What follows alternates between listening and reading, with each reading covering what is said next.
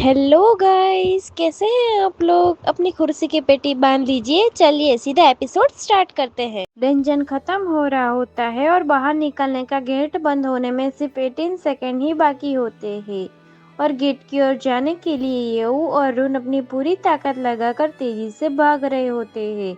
येऊ रुन से कहता है, जल्दी करो, पोर्टल से बाहर निकलो। अगर तुम इस जगह में फंस गई तो जिंदगी में कभी बाहर नहीं निकल पाओगी। रून ये उससे कहती है, हाँ हाँ, मैं अपनी पूरी कोशिश कर रही हूँ। बस सिर्फ 16 सेकंड ही बाकी होते हैं और उनका पैर किसी चीज से टकरा जाता है या फिर भागते भागते उसका पैर मुड़ जाता है और वो बहुत जोर से नीचे गिर जाती है। उसकी आंखों में आंसू निकल जाते हैं और साथ ही गिरने से लगी चोट के कारण चीखें भी निकल जाती है। ये रुन से कहता है, तुम्हें अचानक क्या हुआ। तभी ये पीछे मुड़ के देखता है तो रुन नीचे बैठी हुई रो रही होती है और अभी भी डंजन पीछे से इरेज हो रहा होता है। रून येऊ से कहती है, मेरे पैर में बहुत दर्द हो रहा है, मेरे पैर जैसे अपनी जगह से जम गए हो। यू रून से कहता है, अभी ऐसे मत बैठो, यह बहुत ही क्रिटिकल मोमेंट है। अभी सिर्फ 13 सेकंड बाकी होते हैं और रून नीचे बैठी डर के कारण रो रही होती है।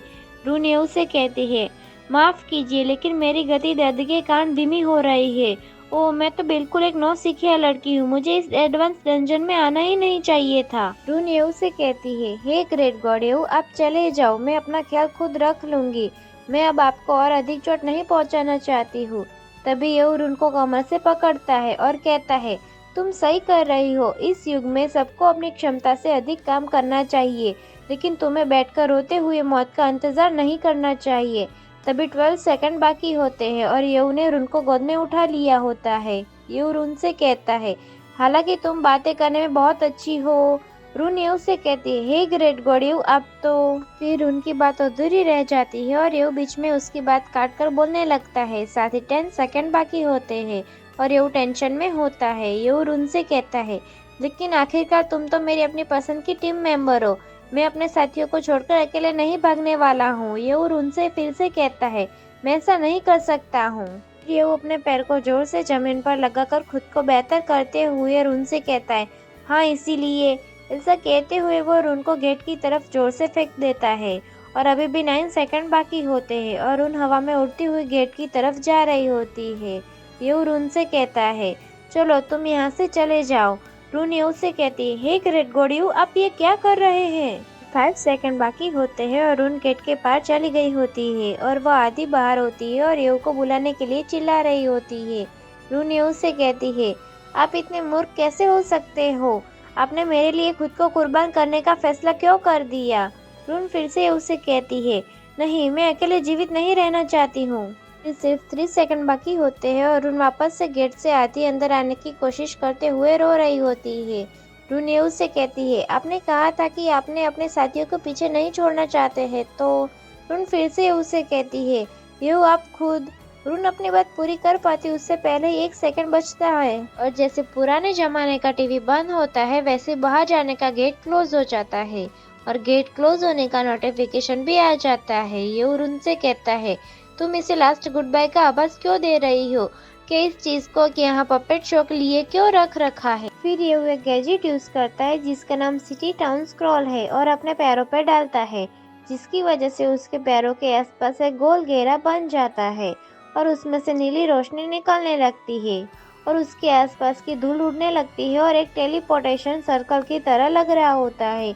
यू कहता है, दूसरों को बचाने के लिए खुद की कुर्बानी देना, ये कैसे संभव है, तुम बहुत ज्यादा सोचती हो। यू फिर से कहता है, मैंने तुम्हें ट्रांसमिशन के दरवाजे पर इसीलिए फेंक दिया क्योंकि मुझे डर था कि तुम प्यारी बेवकूफ लड़की शायद सिटी टाउन स्क्रॉल साथ लाना भूल गई होगी। बैक टू स्क्रॉल गैजेट कैसे काम करता है ये बताया जाता है। इसकी मदद से पहले से मार्क की जगह पर आप किसी भी समय वास्तविक दुनिया के स्थान पर वापस जा सकते हैं। यदि आप पीवीपी स्थिति में हो तो इसका उपयोग करना निषिद्ध है। फिर उस गैजेट की रीडिंग के बाद ट्रांसमिशन शुरू होता है और उसमें से नीली बिजली निकल रही हो ऐसा लगता है, या फिर टेलीपोर्टेशन कंप्लीट हो गया हो उसका इफेक्ट होता है।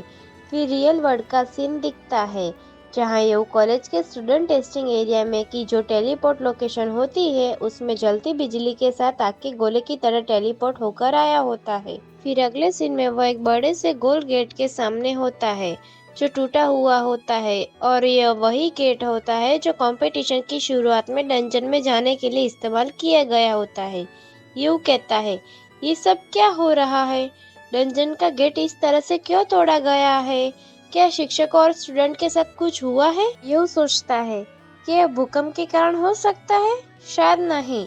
टेलीपोर्टेशन का गेट इतना कमजोर नहीं था जो छोटे से भूकंप पर इतना प्रभावित नहीं हो सकता। लगता है कि इसके पीछे कोई अन्य कारण होना चाहिए। फिर यह कॉलेज के अंदर जाता है जहाँ उसे रून कोने में बैठी रोती हुई दिखती है। फिर यू रून के पास जाके स्टाइल से खड़ा रहता है, पर रून को यू के आने का पता नहीं होता है और वह अभी भी रोती जा रही होती है। रून कहती है, ओ यू, तुम इतने बेवकूफ कैसे हो सकते हो? यू रून से कहता है, अरे वैसे वो बेवकूफ कौन है? और हाँ, अब इन सवालों पर सोचने का समय नहीं है।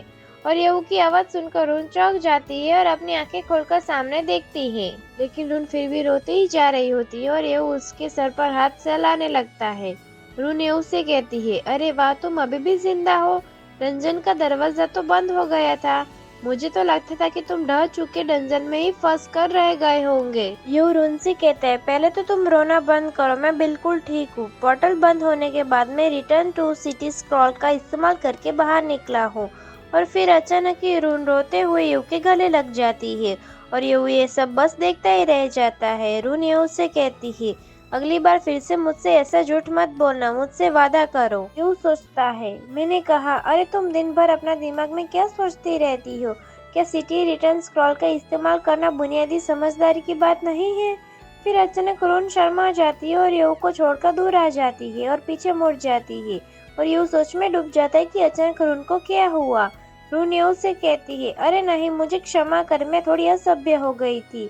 यू सोचता है, ये सब क्या चल रहा है? प्रतिलिपि इतनी तेजी से फैल रही है कि स्वयं का तियन रून वास्तविकता में अप्रत्याशित रूप से शर्मिला है। फिर कुछ लोग आ रहे हो ऐसा लगता है, उनके पैर दिख रहे होते हैं और वह लोग उन दोनों को देख लेते हैं और ऐसे सोल्जर जैसे लोग देखकर यू और रून चौंक जाते हैं। उन लोगों के हाथ में तलवार होती है और वो लोग इन दोनों पर हमला करने वाले हो ऐसा लगता है। सोल्जर कहता है, वाह, यह टीएमडी में 2 छात्र कैसे हैं? क्या हुआ? कि इसका मतलब यह नहीं था कि सभी छात्रों जिम में बंद कर दिया गया है। सोल्जर कहता है, जल्दी करो और उन्हें पकड़ो, अगर बॉस को पता चल गया तो तुम्हारी किस्मत खराब हो जाएगी। और उन्हें देखो, ये सभी बातें सुन के रून डर के यू के पीछे छिपने लगती है।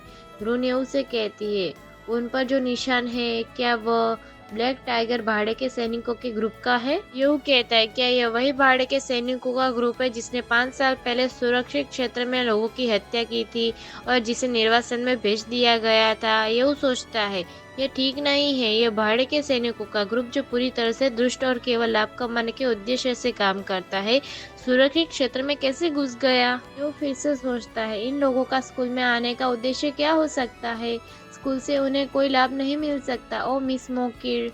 फिर उनमें से एक सोल्जर जैसे अपनी हवस दिखा रहा हो ऐसे अपनी जेब निकाल लेता है। वो सोल्जर कहता है, अरे यार, 3री कक्षा के स्टूडेंट की इतनी सुंदर लड़की है क्या? स्वर्ग की सुंदरता को सहन करना भी बहुत कठिन है। ये सुनकर रून बहुत ही डर जाती है और पूरी तरह से यू के पीछे छिप जाती है और रोने लगती है। यू रून से कहता है, तुम चिंता मत करो, तुम्हें कुछ नहीं होगा। तभी एक सोल्जर कहता है, टीएमडी, ये 3रे लेवल के निकम्मे लोग दिखावा करने की हिम्मत कैसे कर सकते हैं? इस बच्चे का पैर तोड़ दो और मैं चाहता हूँ कि वो हमें इस लड़की के साथ खेलते हुए देखे। स्टूडेंट, मैंने अभी तक ऐसा नहीं किया है। और ऐसा कह के वो हंसने लगता है और फिर वो लोग उन दोनों पर हमला करने के लिए आगे बढ़ते हैं। अभी भी रून और यू उसी पोजीशन में खड़े होते हैं। एक सोल्जर कहता है, मैं उसके तीनों पैरों को तोड़ दूंगा। सभी समझदार है तो कोई भी 3रे लेग के बारे में कुछ नहीं बोलेगा। फिर यू अपना एक हाथ आगे उन पर हमला करने के लिए बढ़ाता है। यू कहता है, ठीक है, चलो देखते हैं।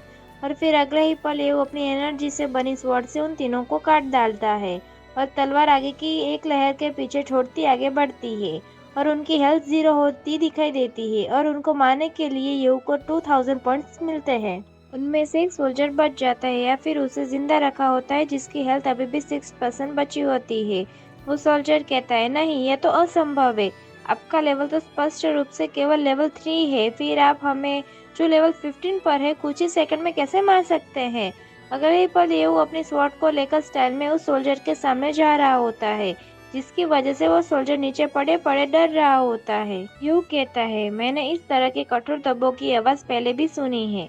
अगर मुझे सही से याद है तो आप जैसे निर्वासित लोग जबरदस्ती सुरक्षित क्षेत्र में घुस जाते हैं, चाहे वे पकड़े जाए या नहीं, लेकिन उन पर इनाम रखा जाएगा। यू फिर से कहता है, तुम इतनी दूर से आए हो तो मुझे इनाम क्यों नहीं लेने देते हो? उस सोल्जर कहता है, मुझे मत मारो प्लीज। फिर उस सोल्जर के पास जो भी जेम्स, गोल्ड और बाकी का जो भी कुछ होता है यू के सामने फेंक देता है ताकि ये उसे जिंदा छोड़ दे। वो सोल्जर कहता है, मैं तुम्हें सब कुछ दे सकता हूँ, पैसा, गोल्ड, जेम्स, बस मेरी जान बख्श दो। फिर ये अपनी तलवार उस सोल्जर के कंधे पर रखता है या कंधे में घुसाकर मार देता है और एक स्किल यूज करता है। वो स्किल होती है चियर एम्परर की पैसिव स्किल, चलने की क्षमता। सक्रिय होने पर प्रति सेकंड अधिकतम स्वास्थ्य का 1% फायर डैमेज देता है। सोल्जर कहता है, हम मिस मोकिर की हत्या करने के लिए आए हैं। यू कहता है, यह स्पष्ट रूप से बेकार जवाब है। वो सोल्जर कहता है, हाँ, जुआंग ज़ेंग ग्रुप ने हमें भेजा है। मिस मोकिर की हत्या के लिए हमें जुआंग ज़ेंग ग्रुप ने ही काम पर रखा था। उन्होंने न केवल हमें सुरक्षित क्षेत्र में प्रवेश करने दिया, बल्कि उन्होंने टीम लीडर को मिस मोके 2 निजी बॉडीगार्ड को रिस्ट्रिक्शन करने के लिए रेयर अलर्ट की प्रदान की। यू सोचता है, मैंने लंबे समय से सुना था कि जुआंग ज़ेंग ग्रुप और हानमो ग्रुप हंटिंग जोन की नकल के लिए जाने जाते हैं, जहाँ मौत और जीवन के लिए लड़ाई लड़ी जाती है।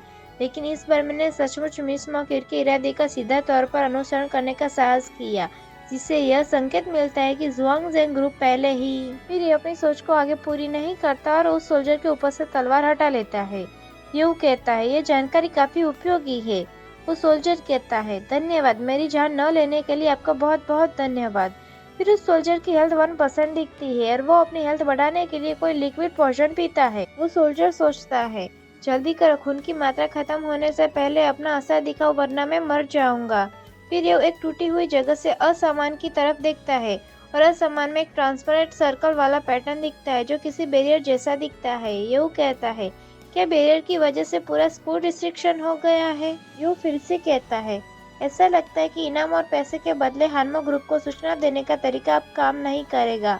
वो सोल्जर कहता है, अरे क्यों, मेरा अभी भी खून बह रहा है, ये डिबफ तो। और उतने में वो सोल्जर जलने लगता है और उसकी हेल्थ खत्म हो जाती है। ये अभी भी ऊपर की ओर देख रहा होता है। वो सोल्जर कहता है, अरे तुमने मुझसे झूठ बोला। और यू कहता है, झूठ? शुरू से अंत तक मैंने कभी नहीं कहा कि मैं तुम्हारी जान बख्शना चाहता हूँ। तुमने खुद ही धोखा क्यों खाया? नोटिफिकेशन दिखती है, हत्या का इनाम 1000 एक्सपीरियंस पॉइंट्स, प्राप्त आइटम 1500 गोल्ड, 1 लेवल 10 का जादुई क्रिस्टल, 1 लो ग्रेड क्रिस्टल, 1 मोड़ी हुई व्यसक पत्रिका।